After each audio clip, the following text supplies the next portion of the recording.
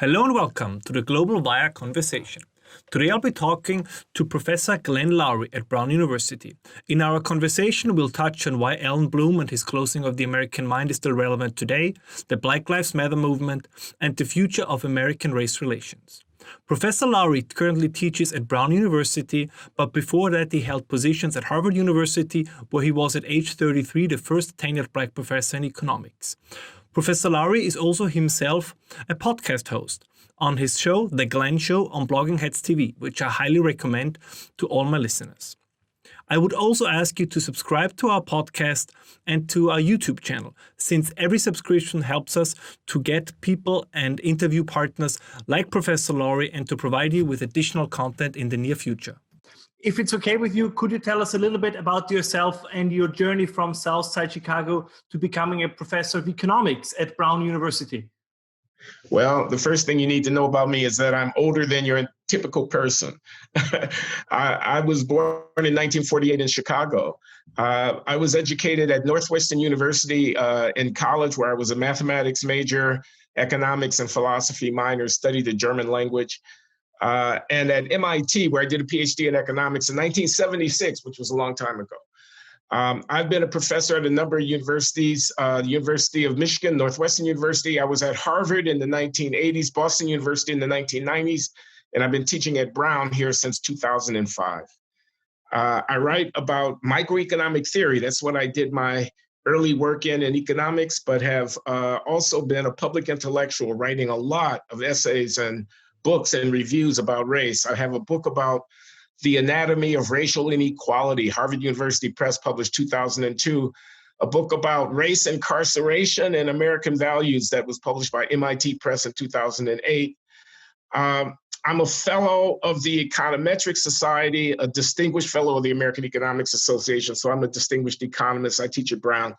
And, I write a lot about race and racial inequality. You might say that I'm conservative in some of my opinions, critical observations that I've been making about race in America. I have a podcast called The Glenn Show at bloggingheads.tv, where I interview people just as you're interviewing me. I was always very curious because I said, you're an economist yourself. Do you think from all the social sciences that a topic that is kind of raising so easily emotional reactions, that economics might be particularly suited for the analysis of race relations due to its more analytical approach, or at least its self-professed analytical approach? Yeah, cooler heads may yet prevail if the economists have their way. I mean, economists want to focus on the bottom line. You take incentives seriously. You know that you can't have all options at once, that you have to make choices, things like that. You want to be focused on the data, but the questions of interpretation are also important. Historical narrative, the meanings of things, and these are things about which economists don't have so much to say. Yeah. I mean, how do you feel in general about the state of academia today? Over a year ago, in an interview with CNN's Anderson Cooper, New York Congresswoman Ocasio-Cortez mentioned that, and I quote, "There's a lot of people more concerned about being precisely, factually, and semantically correct than about being morally right." Do you think that still applies at universities today, or has there been a move to value moral correctness more than factual correctness? Well, fortunately, Alexandria Ocasio-Cortez doesn't have any influence on campuses, so her views are not going to have any sway. I think there has been a relative increasing influence of a kind of relativism.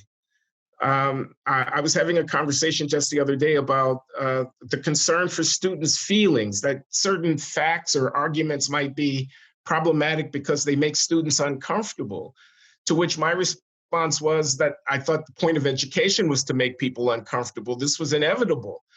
Or that we should tend to their identities, that we should nurture them as a Black or as a woman or a gay or transgender, that we should emphasize these things that they come in with instead of disabusing them of their parochialisms and forcing them to open their minds and to consider things from a point of view that they might not have previously considered. So I do think that the imperative of a higher education, which should be to challenge and to open the mind, is somewhat threatened by this coddling that's going on, this tending to nurturing the sensibilities and the feelings of our students. Right, this is something that Jonathan Haidt talks about in one of his recent books about the coddling of the American mind. And this brings me to another question, because in one of your forthcoming courses at Brown, you're actually going to use a book that also Haidt uses as a little bit as an incentive for the title of his most recent publication. And you plan to use Al Bloom's The Closing of the American Mind. Maybe you could elaborate a little bit on this work that was originally published in 1987. So it has been around for quite a while. Why did you pick that book? And why do you think that it still has something important to tell to a current generation of college and university students? Well, I was there in the 80s when Bloom's book came out, and I was just beginning to be aware of the Straussians and of the Committee on Social Thought at the University of Chicago, where I was reading Saul Bellow, for example, and some of these more neoconservative intellectuals. This was the 80s, and there was a kind of reaction against the liberalism of the 60s and 70s in America, the neoconservative thing. And I saw Bloom and University of Chicago being itself a self-conscious custodian of a seriousness about academic intellectuality. And Bloom was critiquing the egalitarianism and the trendiness and the kind of 60s sex, drug, and rock and roll corruption of what he saw in academia in the 1980s. And there's some passages in there that are just prescient. What he has to say about race and affirmative action could not be written, I think, in a book today. The censors would have a person's head on a platter. But I mean, he acknowledges what I think is actually true, which is that the Blacks brought into the universities in large numbers, not all were equally well prepared for the academic rigors that they encountered there. And the institution's ability to make judgments and uphold standards was challenged by the presence of those people who were, in some sense, being treated justly by being included. And yet, because of the very fact of their historical exclusion and victimization, we're not entirely prepared for the rigors of the competition. This kind of idea, I mean, this is just one of many ideas. I mean, he talks about music, he talks about sex, he talks about the gender relations on campus, he talks about the growth of a kind of anti-intellectualism. And, you know, I picked up the book, I happened to look through it, and I thought, my God, it's another book, which I didn't mention in that Wall Street Journal piece, which I gather that you're referring to, but it's Arthur Miller's play, The Crucible. This is the 1950, and it's meant to be a kind of satirical critique of McCarthyism. This is Miller, but the play is about the Salem witch trials. And while it's fiction, many of the things that happen in it are suggestive of things that are going on around us right now with the cancel culture, the witch hunts for racists, hunting through people's high school yearbooks to find evidence of their racism as if racism were some intrinsic disease that inhabited the soul, early evidence of which was given by the fact that he wore blackface when he was 16 years old in high school. This kind of manic, and the opportunism, the fact that people take advantage of this hysteria for their own personal, small-minded reasons and so on. But anyway, you're allowing me to ramble. No, I'm glad, because I'm very interested in what you have to say. And it seems that this topic has become more important for you because, as you said, originally you mostly looked at race relations and inequities from an economist perspective. But I think that particular course that is also mentioned in this, which I highly recommend, that Wall Street Journal piece about yourself, I think it is a course about freedom of expression, or in this ballpark, if I'm not mistaken. It is. And in fact, it's inspired by a brilliant student of mine named David Sachs is his name. I think I can say it because he deserves credit. He's only a junior here. He's 21 years old or so. He's a concert pianist of some very high talent and has competed and has been trained and is performing. He's also a classicist who reads Greek and Latin and takes seriously the ancient texts. And he came to me for counsel because of his fear that his views would not be accepted by his peers, and he didn't know if he could trust other professors to talk to about his view. But he and I have now been reading Plato, and we've been reading Milton and John Stuart Mill, and and so on. And it happens too that I wrote an essay earlier in my career. It was published in 1994. It's called A Theory of Self-Censorship and Public Discourse. It provides a framework for thinking about some of these questions. So I've been thinking about this problem of what you can and cannot say for a very, very long time. And this might be one point where I would like to probe you a little bit more, because you mentioned the issue of self-censorship. And to me, that seems something that is very often underestimated. It's not so much about that certain, whether it's plays or articles or anything is banned or that there is a form of intellectual persecution. There simply is, these things are not written in the first place because before a person would sit down and write it, of course, they're considering, is this something I could get published? What would be the blowback? So the self-censorship probably sets in way before anything that would be provocative is produced in the first place. Yeah, I think that's true. We're concerned about how we are perceived by others. I mean, that's just a basic fact of the human condition. And so we censor and tailor, edit, and strategically manipulate the way we present ourselves to others. There's the American sociologist Irving Goffman wrote about this kind of phenomenon, the presentation of self in everyday life. It's his classic book from, I think, 1960 or so, 1959. But the problem is endemic in society. And so when we express our opinions, if others who are known to be morally suspect have expressed opinions similar to those that we might hold, we're reluctant to say them publicly because we'll be assumed to share the values. So the white supremacist or the racist who would say that Africans are inferior because they're genetically, intellectually less intelligent, that person makes it almost impossible to defend the scientific enterprise of doing research about human cognitive intelligence and so on. Anyone who touches that issue will be tainted by it.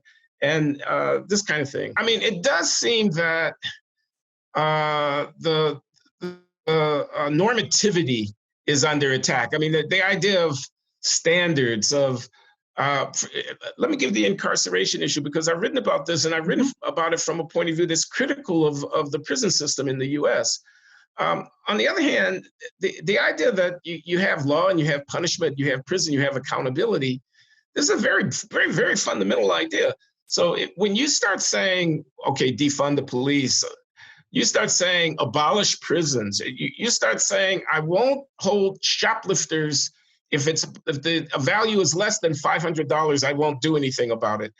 You start saying no pre-trial detention. I find someone who's committed a crime, but I won't hold them in lieu of trial, even though they might not appear. This kind of thing, it feels to me like there's a little bit of an unraveling that's going on, a little bit of a kind of, we don't have the courage of our convictions that we're willing to affirm standards of judgment and hold people accountable to those standards. I don't want to overstate it, but I do begin to feel a little something of this sort that seems to be filtering in. Yeah. Since you have been writing a lot about race relations and the impact and the connection between race and economics.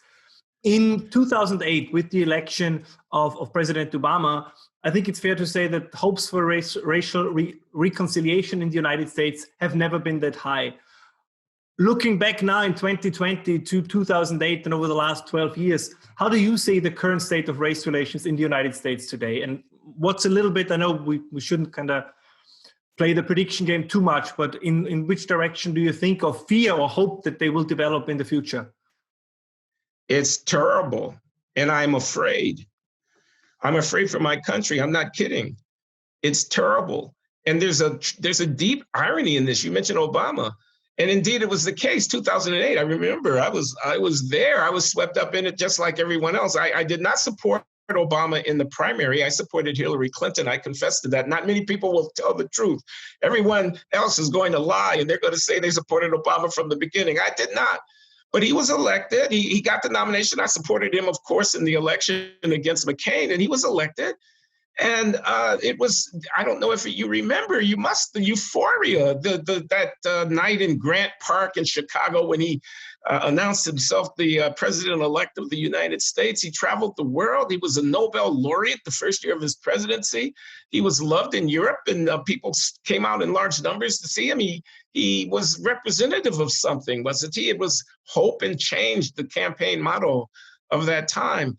Our time had come. Martin Luther King had a dream. Now the dream had come true. All of these were posters that you could see on the walls in the campaign of 2008. And what happened over the 8 years of Obama's presidency is that race relations got worse, not better. I don't say that was his fault. It's obviously, it's a large subject. He was met with hatred and opposition from many quarters. There was reaction against Obama that made his job difficult. So I don't mean to undertake here a wholesale assessment of Barack Obama's presidency. And the famous incidents, the professor from Harvard, Henry Louis Gates, being arrested on his doorstep, the Trayvon Martin killing in Florida of the young man by the neighborhood watch, Michael Brown in Ferguson, Missouri, gunned down by a police officer. And we could continue. Freddie Gray in Baltimore in the back of a police transport vehicle who severed his spine or something, and he later died. Some of these incidents were followed by rioting, race rioting in the streets of American cities, such as we are seeing right now. Obama presided over that. He presided over the creation of Al Sharpton, the Reverend Al Sharpton from Chicago, the preacher and civil rights leader of organization, and constant presence in race conflict-ridden situations. Some would call him a demagogue and an opportunist. I'd be one of those people, to be honest with you. I'm not a fan of the Reverend Al Sharpton, but Obama,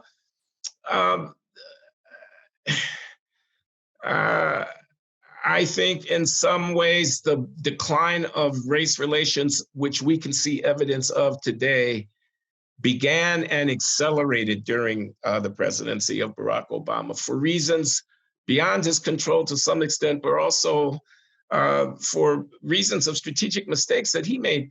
The president said about the Trayvon Martin killing in Sanford, Florida, if I had a son, he would look like Trayvon, he said. He insinuated himself racially into the national conflict.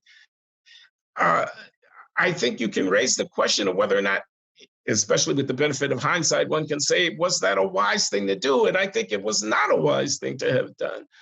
The president might have legitimated a stand for order and law had he been more forceful in his public statements during the race rioting that happened in his administration. Because as a Black president, him having done so would have had a completely different meaning, been less easily interpreted as an anti-Black statement of government power, would have made it maybe possible for some American public officials today to deal more effectively with the disorder in the streets of the society.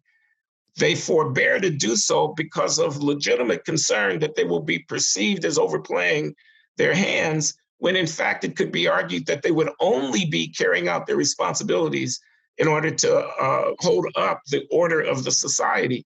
I realize that these are very emotional and powerful things that I'm saying, and people will disagree with it. They will disagree strongly with it. But I worry, I don't know if you saw what came out of Chicago last night. There was looting on the commercial strip in Chicago in the hundreds, where people were in the streets over nothing. There was really no reason for it. They're not protesting anything when they're looting the stores on the shopping avenue on the Michigan Avenue in Chicago. That is just fundamental disorder. The consequences of that will be far-reaching and long-lasting. People will move out of the city of Chicago. People will not locate their businesses there if they think that they cannot be safe in their people will see in the quiet of their homes, and they will look at these images on television, and they will foment hatred toward the people whom they see as responsible for it. It's unhealthy for our country. It's a very bad thing. But that's what I'm trying to uphold when I say that when President Obama might have been more forceful in his office, it would have made it possible for public officials in places like Chicago to today be more forceful in their offices.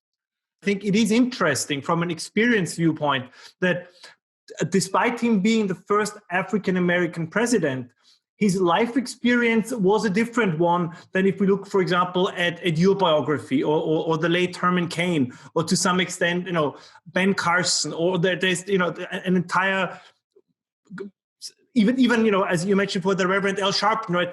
These are still fundamentally different biographies. And the reason why I'm mentioning this is because I say this with all carefulness, that simply because an individual has a particular skin color, we assume a set of experiences that we cannot know whether or not that person has them, right?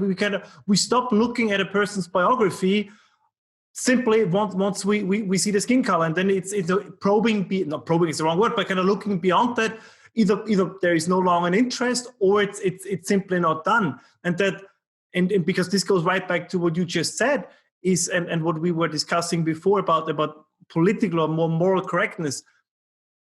The economic impact of the kind of riots that, for example, took place last night in Chicago, it's pretty clear who is going to be affected on the long run by them the most, and that's going to be the African American and other minority communities. This will hurt the people in whose name it takes place the most, but it's really hard to say this. Yeah, it's hard to say it. I mean, you said something about the president, former President Obama, and his background and how people will take skin color, which is very powerful and deserves to be discussed. But I want to focus on this economic thing for a minute, because this is not necessary if the people in the streets are who they are, doing what they're doing. But the real problem here is in the intellectual and moral fiber of the leading classes who will not speak against it.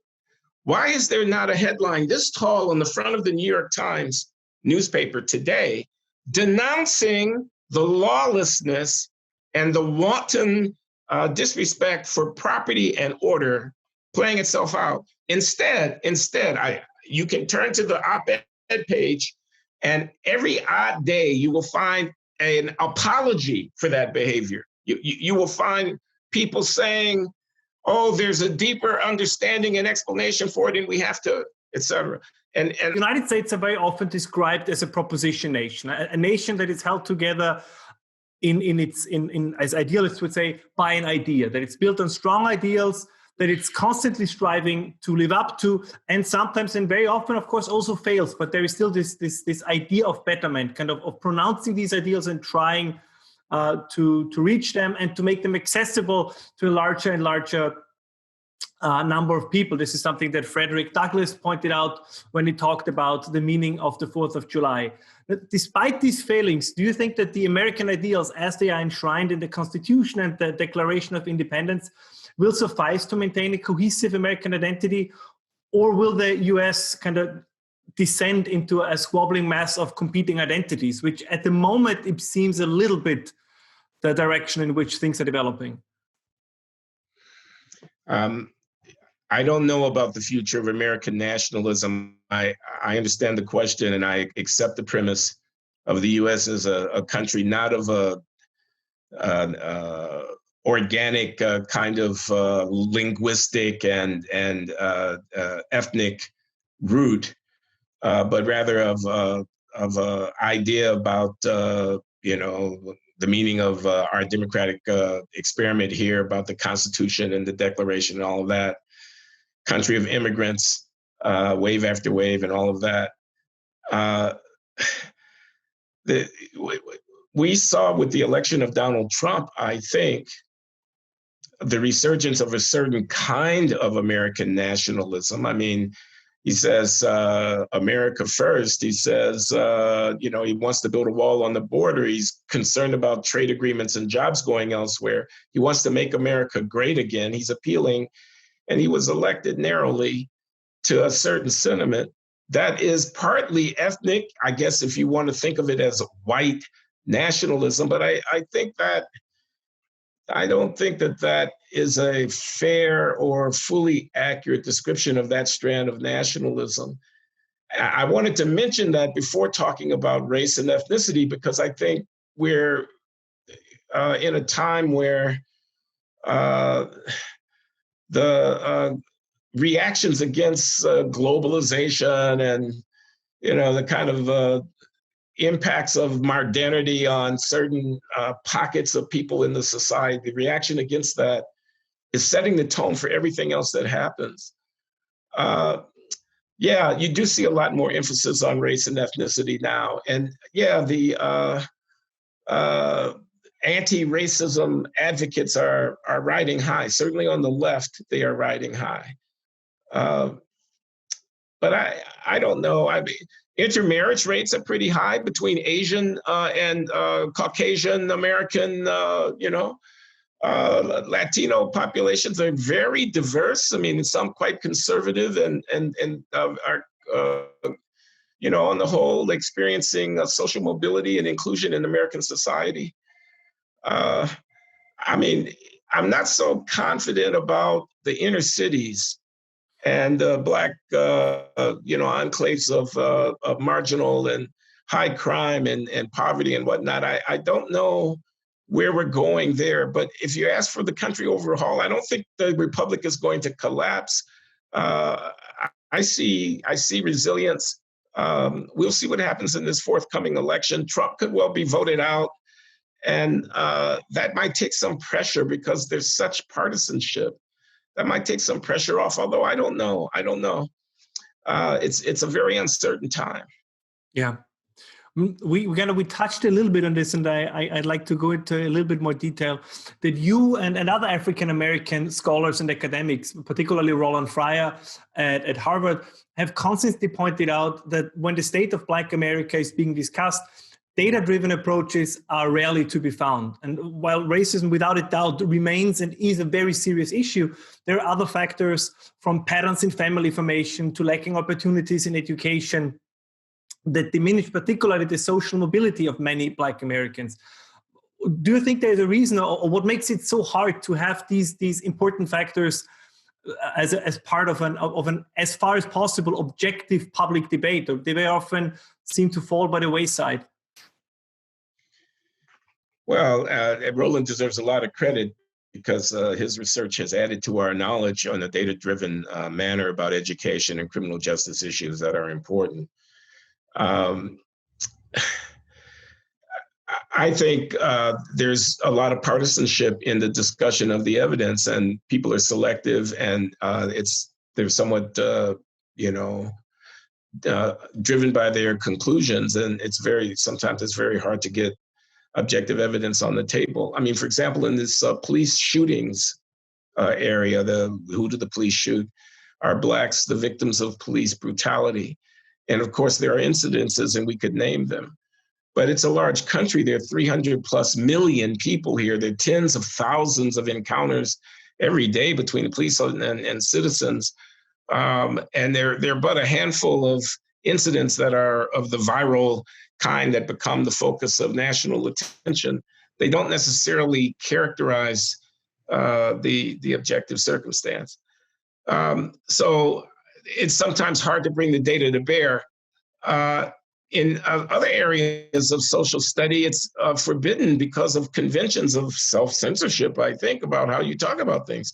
So, for example, the family, the role that the structure of childbearing and child rearing might play in the large picture of persisting racial disadvantage and inequality.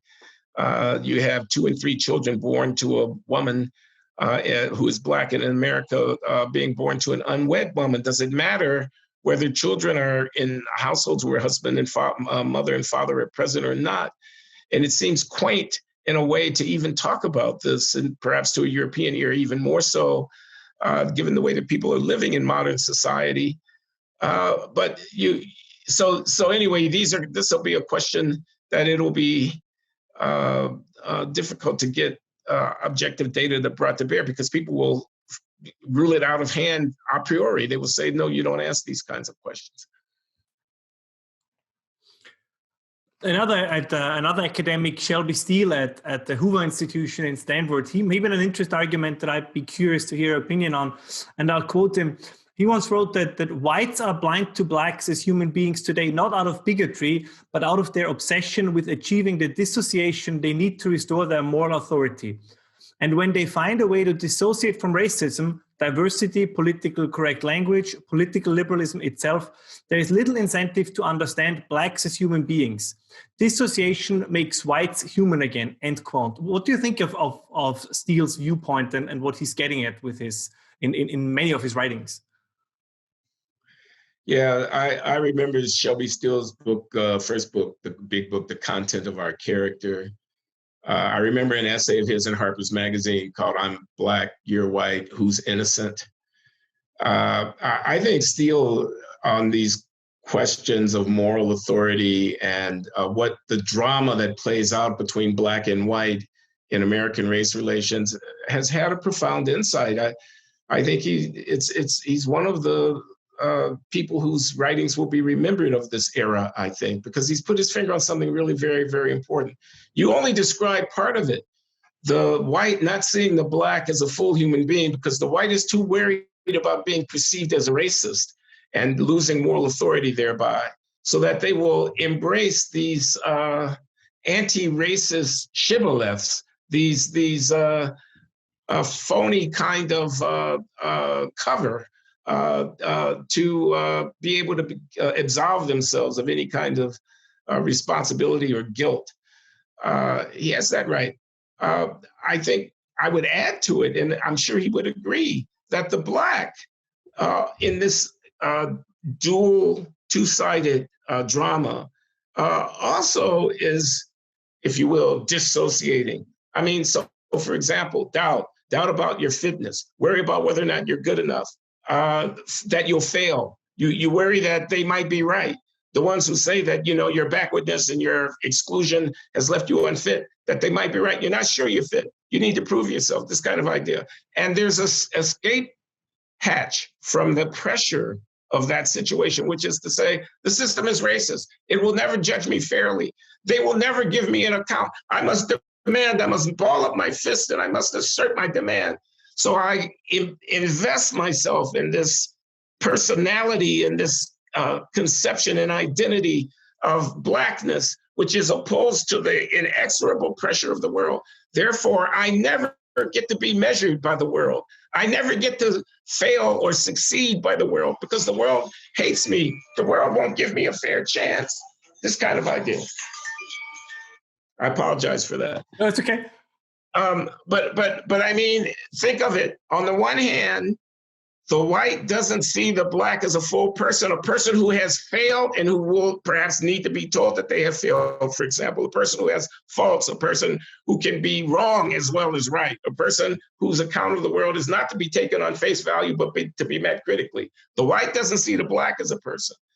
And the Black, in this metaphorical drama that Steele invents, isn't quite sure of their own standing in personhood, hides from the necessity of life, which is to go out and prove yourself to yourself and to others, hides from that behind the cover of victimization. This is a tragedy that's being described here. This is a tragedy. What's your general take on the BLM movement, and would you agree and disagree with their positions? Because it seems that they cover, some say it's like semantic overload. Black Lives Matter covers such a wide area of issues that it's sometimes really hard to pinpoint what kind of the idea stands for and what the actual movement stands for. And I think it's important to distinguish those two things. Yeah, I think it's such an interesting phenomenon. It's certainly a product of our modern technology of communication and social interaction, social networking. That's certainly part of it. I mean, in the US, we had Occupy Wall Street as an uprising of in the aftermath of the financial crisis. And this is could be likened to it to a certain extent. I would not rule out, again, the emergence of Donald Trump and the sense of partisan political division and heightened stake that everyone has. I mean, one reason that we're talking about racism is because racism has been a theme in the political controversy over the emergence of Trump. I think I'm not a big fan of Black Lives Matter. If you put it within the large historical sweep of American history, you think of the civil rights movement, 1945 to 1970. Let me just say 25 years. Martin Luther King would be the leading figure, but he was only one of many, many figures. The church-based character of that movement was very, very prominent. It wasn't, again, the only thing that was going on. And certainly by the time you get to the mid-1960s, the emergence of the Black Panther Party and the rise of Malcolm X and the kind of radicalism of the 1960s, you've got something that's a little bit different from the church. But still, that movement, if I contrast it with Black Lives Matter, with the current sensibility, I'm afraid that the latter comes off looking a little shabby, looking a little thin. How deeply does it resonate? How closely tied is it to the organic historical root of African American experience? I have questions about that.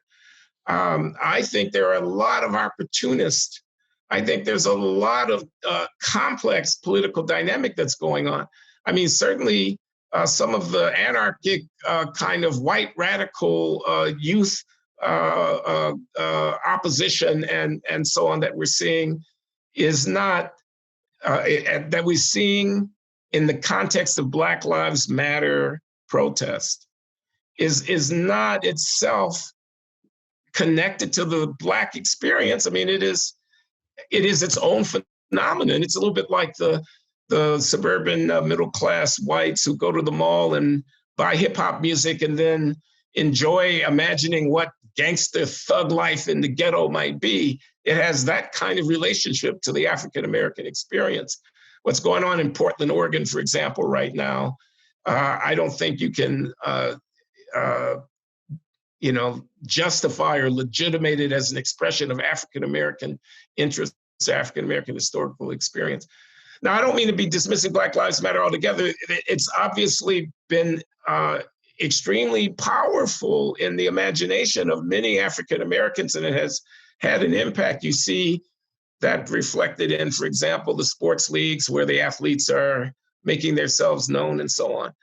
But to a certain degree, I think it's kind of a virtual placeholder for a certain kind of anti-establishment sentiment and a kind of racial politics that, again, I think can be questioned. Race is not everything, after all. The whites and the blacks, we divide the world so crudely in this way. So I don't know. It's, as you say, very hard to know what Black Lives Matter actually is. You touched upon something that I'm always very curious to hear your take on, particularly from an economist's point of view. It seems that over the last couple of months, at least some large corporations, particularly Nike, but also the NBA, that they have picked up the issues of racism, of Black Lives Matter. And I wonder whether or not they only picked it up because it's out of ideological conviction or really a sense of social justice, or if they see opportunity there, I say it quite bluntly, to boost their sales, right? That they see this as a chance to increase their market share in particular segments. I'd say two things as an economist. One is that they have a serious labor relations problem.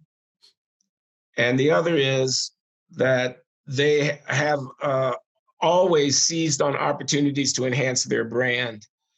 The Super Bowl commercial time, I think you pay $20 million for a 30-second ad or something like that on the Super Bowl. They know that everybody's watching the Super Bowl, and so the corporations pile on top of each other to buy ads to advertise their products. They want a brand. But I think the sports leagues have a serious labor relations problem because most of their employees are Black. In the NBA, I don't know, it's got to be 85%. In the NFL, it might be 70% of the players are Black. And they're young, and they are politically conscious. So this thing that Colin Kaepernick started when he took a knee during the playing of the national anthem and became a controversial figure, has now had a very large impact. And the teams have got virtually an impossible problem because their market is not Black. Their market is mostly white, but their employees are Black. So they can't alienate the employees or they won't be able to produce their product. On the other hand, they won't have a market if they take too offensive a stand and if the polarized racial climate is too sharply drawn.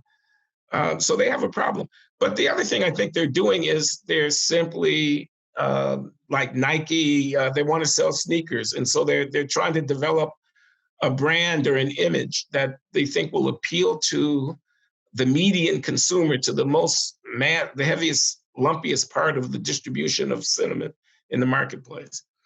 Do you think there's a chance, again, if we look at it from a market incentives perspective, that at some point you will have either new companies or existing companies that then kind of deliberately identify or try to have their products identify with the other side? And I don't know, that you have then Nike is kind of the Colin Kaepernick camp, where and I don't know, Adidas becomes, the Jonathan Isaacs, the kind of the camp of the. I mean, the interesting thing is, as you just correctly pointed out, right, both the athletes could still be Black, but kind of one company has, so to speak, the kneeling athletes under contract, and the other company has the non-kneeling athletes under contract.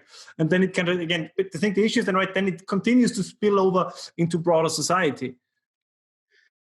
I think you're posing a really interesting question. Maybe somebody's doctoral thesis could explore. I mean, because what we're really talking about here is boycotts of various kinds.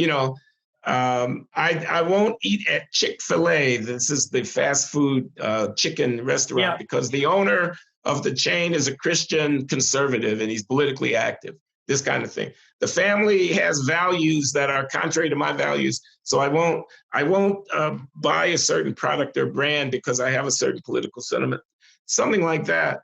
And you're right, there could be innovation where a person could stand against the mainstream and give an outlet to the minority who feel that their views are not being, and that would then are not being respected. And that would then create a kind of polarized and divided market. And I just don't know. Because this is, I think, one of the interesting questions is, it seems that politics starts to infuse everything, right? That many things that and again, I'm neither making a judgment nor do I formulate an opinion on whether the kneeling for the national anthem is a good or a bad way of self-expression, right? I deliberately don't want to opinionate on this. And I'm wondering if the polarization, that was very often the argument, I think that is still true, that the elites are more polarized than the average American, or that the working class doesn't tend to be as polarized, at least according to some polls, as the academic elites are. But I'm wondering if this is starting to change. Exactly what you pointed out. If all of a sudden buying sneakers becomes a political act, right? I mean, I think that at some point this will touch the behavior or at least raise some awareness with the average sneaker buyer as well. Well, I am going to offer an opinion about the kneeling thing. I think it was a terrible thing. I think it was a very great mistake, and it's a sign of our times because, of course, there's no going back on that. I mean, they're not going to stop doing it. Kaepernick has triumphed to a certain degree. And the president, again, Trump comes into this. I mean, he made an issue of it. He spoke against Kaepernick, and this made it, therefore, a do or die question of what side are you on? What side is LeBron James on? What side is Oprah Winfrey on? We know what side they're going to be on. They're not going to be on Donald Trump's side. They're going to be on Colin Kaepernick's side. But I think it was a terrible thing because it's the national anthem. Why, if I have a protest, do I make the national anthem so the site of the protest? So what I'm saying is the country itself, I'm not so sure how legitimate it is. I'm not so sure how much I want to, be loyal to it. I mean, I'm not accusing these people of being traitors. That's not what I'm saying. No, not at all. No, but the there is no goal that the activists seek which does not require majority endorsement. It's a democracy. You need to get the masses of the people on your side. Why take the national anthem as the place at which you argue about your legitimate concern, when in doing so, you diminish, you undermine the very sense of solidarity, national solidarity, that is a precondition for your ability to achieve your goal. There's something interesting about the psychology of this, because on the one hand, the system is said to be oppressive and therefore worthy of your protest.